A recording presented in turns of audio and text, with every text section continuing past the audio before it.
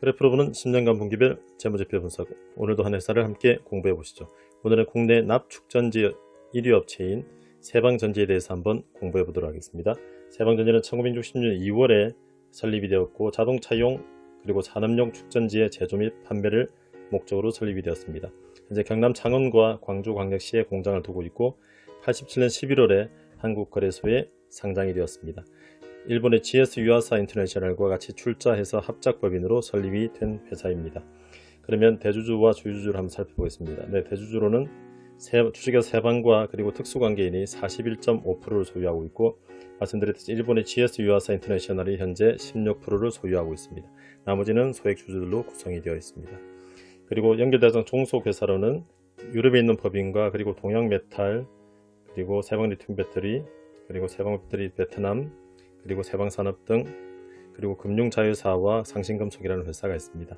그 중에 세방리튬배터리라는 회사가 납축전지가 아니고 리튬 배터리로 생산을 하고 있는 회사인데요.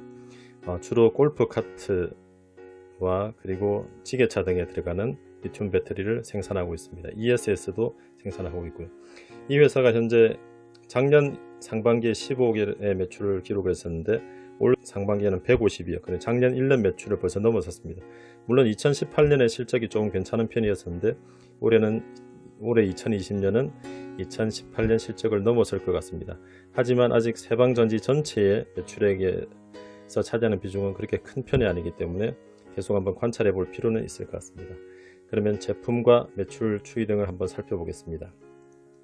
납축전지는 2차 전지로 분류가 되고요. 그리고 2차 전지는 연축전지와 그리고 연이 납이죠. 그리고 비연축전지로 나눌 수가 있습니다. 용도별로는 자동차용, 산업용, 이륜용, 특수용 등 이런 것이 있습니다. 현재 우리나라에는 세방전지를 비롯한 4대 메이커가 점유율 88%를 점유하고 있고요. 4대 메이커는 세방전지, 그리고 현대성우솔라이트, 그리고 한국 아트라스 BX, 그리고 콜라리오스 델코라는 회사가 있습니다. 이 4개 회사가 88%를 점유하고 있고 세방전지가 현재 38%의 점유율을 가지고 있습니다. 크게 세방전지 매출을 두 가지로 나누면 자동차용 제품 그리고 자동차용 상품이 있는데요.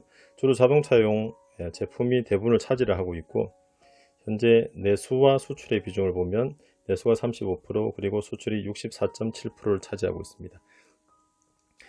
세방전지의 배터리들은 여러 가지가 있지만 자동차용 배터리를 살펴보면 우리가 잘 아는 기본적인 납축전지 배터리가 있고요.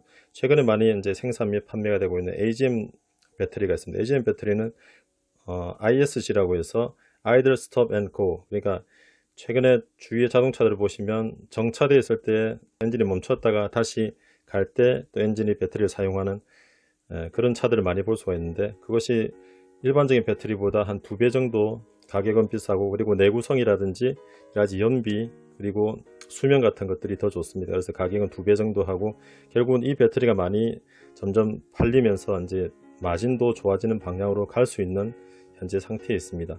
그렇지만 아시겠지만 워낙 전기차 쪽이 많이 지금 곽강을 받고 있기 때문에 일반적인 배터리를 생산하는 회사들은 많이 좀 소외가 되고 있는 상황에 있습니다.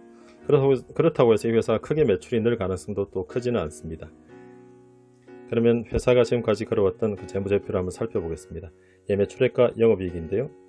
매출액의 전체적인 흐름을 보시면 약간 출렁거리면서도 약간씩 상승을 하고 있는 모습을 보이고, 영업이익은 보시면 크게 이익이 났다가 다시 줄어들었다가 이익이 났다가 줄어들었다 하는 모습을 주기를 좀 반복하고 있습니다. 결국은 이익이 사이클을 좀 타는 모습인데요. 그 이익의 사이클은 국제 납 시세에 따라서 좀 좌우가 되는 면이 있고, 특히 하락을 할 때 이익이 많이 나는 구조로 되어 있습니다. 그러면 이제 YOY로 매출액 증감률과 영업이익 증감률을 살펴보면, 앞에도 말씀드렸듯이 영업이익 증감률이 전년 동기 대비 좋을 때가 앞에도 살펴봤듯이 3번이 있었는데요. 2011년 말과 2012년 초, 그리고 2015년 말, 그리고 2018년 말, 이때가 이익이 상당히 좋을 때였는데 그때도 영업이익이 YOY로 상당히 좋았습니다. 그것을 한번 국제 납시세와 한번 살펴보면, 본 자료는 통계청 국가통계포털에서 가져온 자료인데 크게 올라갔다 내려갔다를 반복을 하고 있습니다. 근데 여기 막대 그래프는 이제 YOY로 전년 동기 대비를 나타낸 것인데, 보시면 2011년 말, 앞에서 말씀드린 2015년 말, 그리고 2018년 말, 이때 국제납시세가 전년 동기 대비 한 20% 이상 하락을 했을 때입니다. 그때 영업이익이 상당히 좋은 모습을 보였던 것을 앞에서 살펴보았습니다. 그런 식으로 이제 이 회사는 전체 원가 중에 납이 많이 차지하고 있고 국제 납시세에 따라서 회사의 이익이 많이 변동을 하고 있습니다. 그리고 매출은 말씀드렸듯이 약간씩 상승을 하고 있지만 매출이 큰 폭으로 상승할 가능성은 현재로는 높지가 않습니다. 그러면 수익성 지표인 GPM, OPM, 그리고 판관 비율, NPM, ROE, ROA 등을 한번 살펴보겠습니다.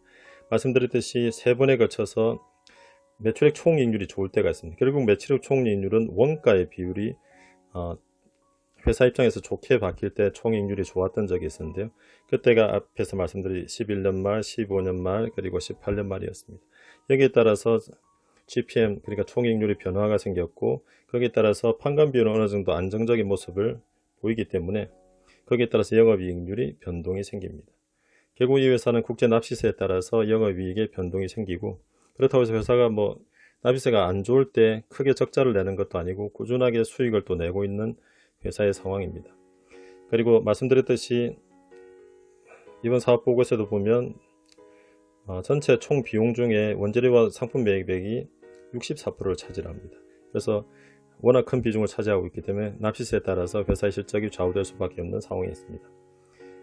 그러면 ROE를 규풍 분석이라고 해서 매출액 순이익률, 총자산 회전율, 부채비율 세 가지로 꼽혀서 살펴볼 수가 있는데요.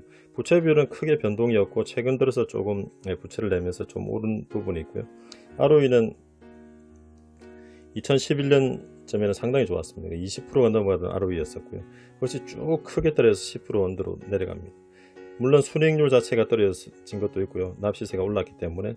그러나 회사의 자본이 계속 쌓이면서 매출이 더 늘어나야 할 것인데 그렇지 못하고 매출은 거의 비슷한 형태로 가면서 총자산 회전율이 떨어지면서 ROE가 큰 폭으로 떨어지는데 또 반영을 하게 됩니다. 결국은 이제 이 규풍 분석의 ROE가 어떤 그런 팩트에 대해서 움직이는가를 살펴보는 것인데, 결국은 매출의 순이익과 총자산 회전율 다 나빠지면서 이렇게 변동이 되고, 최근 들어서는 결국 매출의 순이익에 따라서 변동이 되고, 그리고 말씀드린 총자산 회전율은 계속 떨어집니다. 이 계속 떨어지는 이유는 결국 회사는 자본은 계속 쌓이고 매출액은 그만큼 늘지 못하기 때문에 총자산 회전율이 한때 120%가 넘어갔던 것이 지금 81%까지 떨어져 있는 상태입니다. 그러면 자산총계, 부채총계, 자본총계, 시가총액을 보겠습니다. 말씀드린 앞에 자본을 먼저 살펴볼 텐데요. 자본이 이번 2분기까지 1조 848억입니다. 꾸준히 자본이 증가를 하고 있고요. 회사가 계속 이익을 회사 내부 유보를 하고 있기 때문입니다. 배당도 상당히 적게 주고, 그러면서 회사에 계속 자본은 유보가 되고 매출은 크게 늘지 않기 때문에 앞에서 살펴보았듯이 ROE는 떨어지는 모습을 볼 수가 있고요. 부채는 크게 변동이 없다가 최근 들어서 유동화 전단체가 작년 4분기에 1122억 있고요. 그리고 단기 차익금이 402억이 늘었습니다. 그게 앞에 자회사 중에 특성화된 채권에 투자를 하는 그런 자회사가 하나 설립이 되어서 그쪽으로 지금 돈이 투자가 되고 있습니다. 그래서 회사가 번 돈을 주주에게 환원하지 않고 다른 쪽으로 좀 회사가 돈을 운용해 보는 방향으로 진행이 되고 있는 것을 볼 수가 있습니다. 시가총액은 좋았을 때 8,300억까지 갔다가 오늘 종가 기준으로 3,899억, 거의 반이 떨어져 있는 상태입니다. 그러니까 7년 동안 절반의 시가총액이 떨어졌습니다. 이것은 이제 전기차나 여러가지 타 배터리가 주목을 받으면서 떨어진 것도 있고, 그리고 ROE가 높지 않고 매출이 성장이 제한적일 것이라는 것으로 이제 투자자들이 많이 이탈을 하면서 생긴 그런 시가총액인 것 같습니다. 그러면 밸류에이션 지표인 PBR, PER, PFCR을 보겠습니다. PFCR은 프리캐시플로우에 대한 시가총액 비율인데요. 보시면 PBR이 1.6까지 갔다가 오늘 종가 기준으로 0.36입니다. 상당히 낮은 상황입니다. 물론 이제 이 PBR이 이렇게 낮은 회사가 세방전지뿐만 아닙니다. 여러 자동차 회사, 부품 회사들도 있고, 그리고 지금 올 들어서 소외되어 있는 여러 회사들이 있긴 합니다. 그리고 PER은 현재 오늘 종가 기준으로 5.0이고요. 그리고 PFCR은 5.7 정도입니다. ROE는 앞에 살펴보자 8 정도이기 때문에 그래도 상당히 저평가된 모습을 볼 수가 있습니다. 왜 저평가되는지 뒤에서 다시 한번 또 살펴보겠습니다. 그리고 매출 채권 회전의 수, 재고자산 회전을 살펴보겠습니다. 매출이 아무리 발생을 하더라도 매출 채권이 잘 회수가 되지 않는다든지 재고가 계속 쌓이면은 나중에 평가 채화 재고 때문에 충당금이 다시 쌓이고 하는 모습을 또 볼 수가 있는데, 재고자산은 조금씩, 재고자산 회전 수는 조금씩 늘고 있고, 그리고 매출 채권의 수는 조금씩 떨어지고 있습니다. 이 정도 50일 그리고 67일 정도면, 이 정도면 어느 정도 관리는 잘 되고 있는 모습이라고 볼 수가 있어서 크게 리스크는 없다고 볼 수가 있습니다. 자, 그러면 현금 흐름표를 그래프로 한번 나타내 봤습니다. 영업 현금 흐름이 파란색 막대인데요. 꾸준히 잘 발생을 하고 가끔 떨어지긴 하지만 작년 말에 좀 영업 현금 흐름이 플러스의 폭이 좀 적게 나타난 적이 있습니다. 그리고 기타 투자, 그러니까 금융자산이라든지 여러가지 투자가 현금의 투자가 되었다가 다시 또 회수가 되고 하는 모습들을 볼 수가 있고, 가끔씩 이제 또 유형자산에 대한 설비 투자가 조금씩 이루어지는 모습을 살펴볼 수가 있습니다. 그러면 좀 복잡하기 때문에 최근 4분기 합산의 현금 흐름표를 그래프로 나타내 보았습니다. 자, 보시면 영업 현금 흐름이 최근 4분기 합산은 964억입니다. 이 회사의 시가총이 3,899억 오늘 기준으로, 그러니까 시총이 4천억도 되지 않는데 최근 1년 합산 964억의 영업 현금 흐름이 들어오고요. 투자가 조금씩 이루어지고 있기 때문에 프리캐시플로우는 687억, 그리고 영업이익은 876억 정도입니다. 보시면 시총에 비해서 상당히 떨어져 있어 아까 밸류에이션 지표도 살펴봤고요. 이 회사가 또 더 저평가라고 볼 수가 있는 부분이, 회사의 현금성 자산, 그리고 단기금융자산, 그리고 기타 유동금융자산, 기타 유동금융자산은 대부분 채권형 펀드입니다. 그리고 투자 부동산이 1639억이 있고요. 그리고 차입금이 이렇게 있습니다. 그러니까 여기서 여기를 빼보면 5410억이 됩니다. 그러니까 이 회사가 가지고 있는 투자 부동산과 현금성 자산을 다 팔면, 그리고 부채를 다 갚고 나도 5410억이 남습니다. 근데 시가총액은 3899억입니다. 상당히 저평가되었다고 볼 수가 있는데, 저평가된 이유는 결국은 이 회사가 주주 환원을 잘 하지 않습니다. 배당을 한번 살펴보겠습니다. 배당 성향과, 붉은색이 배당 성향이고 파란색이 배당 수익률인데요. 배당 성향이 최근 들어서 6%, 7%, 8% 이 정도로 왔다 하더라고요. 회사가 100을 벌면 거의 7, 8 정도를 배당을 합니다. 배당 수익률은 최근에 주가가 계속 떨어졌기 때문에 배당 수익률이 0.56% 정도에서 작년에 1.36%까지 올라오긴 했지만 배당 성장이 워낙 낮습니다. 회사에 계속 유보가 되고 자본만 계속 쌓이고 있고, 이것을 잘 배당이나 주주 환원을 하거나 무상증자를 한다든지 유상 감자를 한다든지 이런 것들을 전혀 하지 않고 회사의 자본은 차근차근 쌓이고 있습니다. 거의 2년에 걸쳐서 한국투자밸류자산운용에서 주주수환을 보내서 좀 더 배당을 높이고 배당 계획을 내달라고 했는데, 그래도 작년 연말에 배당이 전년 동기와 변한 게 없이 그대로 500원을 배당을 했습니다. 그러니까 어느 정도 소액주주를 조금 무시하는 그런 회사입니다. 그리고 대주주가 주식회사 3방이라는 회사이기 때문에 그렇게 배당에 대한 필요성이라든지 그리고 주주에 대한 환원 같은 것들을 별로 느끼지 못하는 그런 그룹인 것 같습니다. 주식회사 3방도 동일합니다. 배당을 그렇게 많이 하지 않고 회사 내 유보를 계속 하고 있는 상황입니다.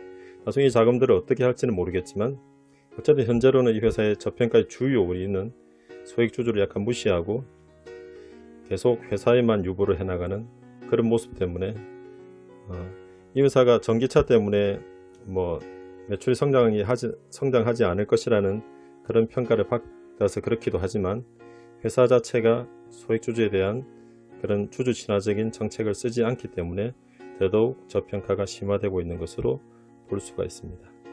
이상으로 여러가지 정량적인 데이터로 회사를 분석해 보았는데요. 좀 더 이 회사의 업종이라든지 그리고 시황 그리고 회사의 성장성 등은 따로 좀 더 공부를 해보시는 게 좋을 것 같습니다. 이상으로 세방전지에 대한 분석을 마치겠습니다. 감사합니다.